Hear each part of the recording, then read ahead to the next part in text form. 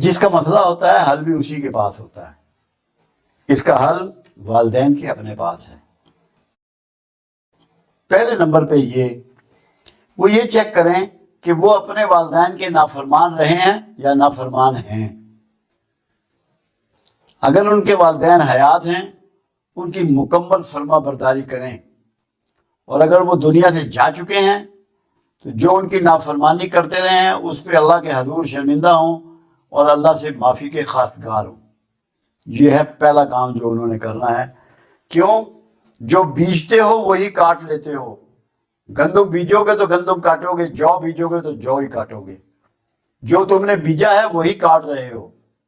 میں آج بھی دیکھتا ہوں کہ جو لوگ ماں باپ کی فرما برداری کرتے رہے ہیں ان کی اولادیں آج فرما بردار ہیں۔ یہ پہلا نکتہ ہے کہ اپنے والدین کی فرما برداری شروع کر دیں۔ دوسرا نکتہ، جس زمانے میں اولادیں فرما بردار تھی اس میں کیا تھا؟ ماں باپ بچوں کے ساتھ سوتے تھے، بچوں کے ساتھ ناشتہ کرتے تھے، بچوں کے ساتھ دوپہر کا کھانا کھاتے تھے، بچوں کے ساتھ رات کا کھانا کھاتے تھے، اور رات کو اگر وقت ہوتا، اول تو لوگ جلدی سوتے تھے، ایک سسٹم کے اندر پروئے ہوئے لوگ تھے، تو دادیاں، دادا، نانیاں، نانا بچوں کو کہانیاں سناتے اخلاقیات کی، محبت سے، پیار سے، جسے لوریاں بھی کہتے ہیں۔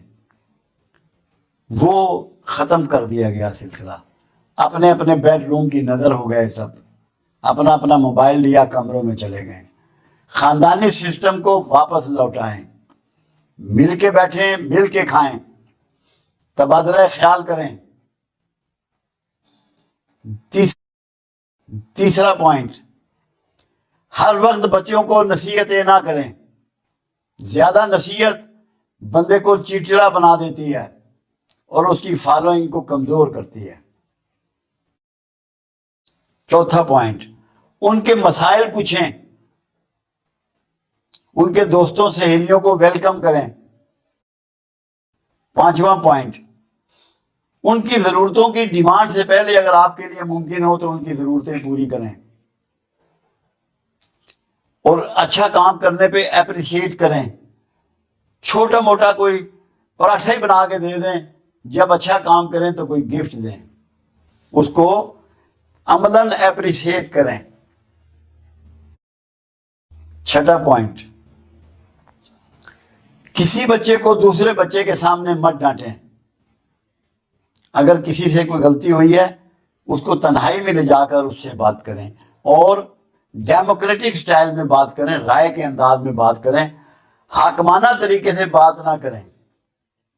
اسے یہ مت احساس ہونے دیں کہ وہ گلٹ ہو جائے۔ اگر وہ گلٹ ہو گیا تو وہ ڈپریشن میں چلا جائے گا، ڈپریشن میں جائے گا تو فوری طور پہ نافرمان ہو جائے گا۔ اس کو گلٹ نہیں ہونے دینا۔ ساتواں پوائنٹ، آپ ان کے سامنے جاگنے کی، سونے کی، گفتگو کرنے کی، لوگوں سے بیہیو کرنے کے لیے مثال بنیں، خود مثال بنیں، کیونکہ انسان 90% کام مشاہدے سے سیکھتا ہے اور 10% کام گفتگو سے سیکھتا ہے۔ تو زور دیں جتنے % فائدہ مشاہدے کا ہے، بچوں کے مشاہدے میں آپ کا بہترین رویہ نوٹس ہو۔ آپ پازیٹیو گھر میں بات کریں، پازیٹیو طریقے سے بیہیو کریں، اپنے گھر والوں کے ساتھ پورا کوآپریٹ کریں، بیوی کی عزت کریں، اس کے جذبات کا احترام کریں، اس کے اثرات بچوں پہ آئیں گے۔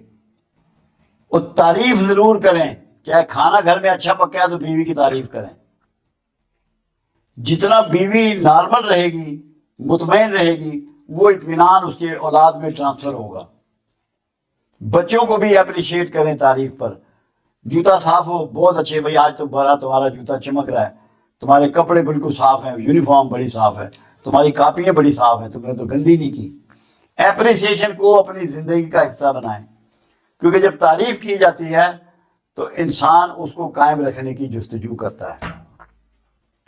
یہ وہ نفسیاتی طریقے ہیں جو آپ کو اپنانے ہیں، مگر ایک سب سے بڑا طریقہ ابھی جو اور وہ یہ ہے جس کو یہ آرزو ہے کہ میری اولاد میری فرما بردار ہو جائے، وہ اللہ سے اپنی فرما برداری کو بڑھا دے۔ وہ جتنا اللہ کا فرما بردار ہوتا چلا جائے گا، اس کی اولاد اس کی فرما بردار ہوتی چلی جائے گی۔ کیوں؟ تم جو کچھ اللہ کو دیتے ہو وہ تمہیں لوٹا دیتا ہے۔ اللہ کسی کا مقروض نہیں رہتا۔ اس کی فرما برداری کرو، تمہاری اولاد کی شکل میں تمہیں فرما بردار مل جائیں گے، تمہارے ملازم بھی فرما بردار ہو جائیں گے۔ اللہ کرے یہ ہلکی پھلکی باتیں سمجھ میں آ جائیں اور اس کو ہم اپنے اوپر اپلائی کر لیں۔ اس بات کو آپ بنیادی طور پہ سمجھیں، جو حالت فرسٹریشن اور ڈپریشن کی آج موجودہ دور میں جاری ہے، میں اپنی جگہ، کیونکہ میرا اس سے بہت واسطہ پڑتا ہے، روزانہ سینکڑوں لوگ ہمارے پاس آتے ہیں، یہ گمان کرتا ہوں، ایسا لگتا ہے کہ 90% سے زیادہ ہماری پاپولیشن ڈپریشن اور فرسٹریشن اور کچھ شیزوفرینیا کے مسائل کا شکار ہے۔ کچھ بیماریاں خون میں ہوتی ہیں، کچھ نفسیاتی ہوتی ہیں۔ ان نفسیاتی بیماریوں کے ساتھ والدین کے ہاں جب بچے پیدا ہوتے ہیں تو بہت سی بیماریاں ان میں ماں باپ کی طرف سے منتقل ہو چکی ہوتی ہیں، کیونکہ بچے کو جینز میں وہ کچھ ملتا ہے جو ماں باپ سے اس کا شیئر ہوتا ہے۔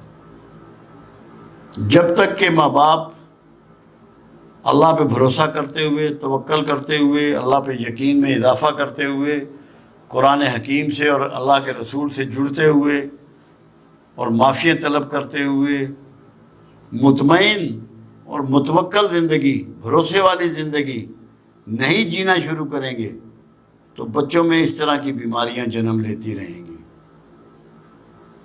اس کے لیے نیک اولاد کے لیے اللہ کے رسول صلی اللہ علیہ وسلم نے دعائیں تعلیم فرمائی ہیں، تمام پیغمبروں نے دعائیں تعلیم فرمائی ہیں، جن میں والدین کے لیے بھی ہیں اور اولاد کے لیے، ذریت کے لیے بھی ہیں اور والدیہ بھی ہے، والدین کے لیے بھی دعائیں موجود ہیں۔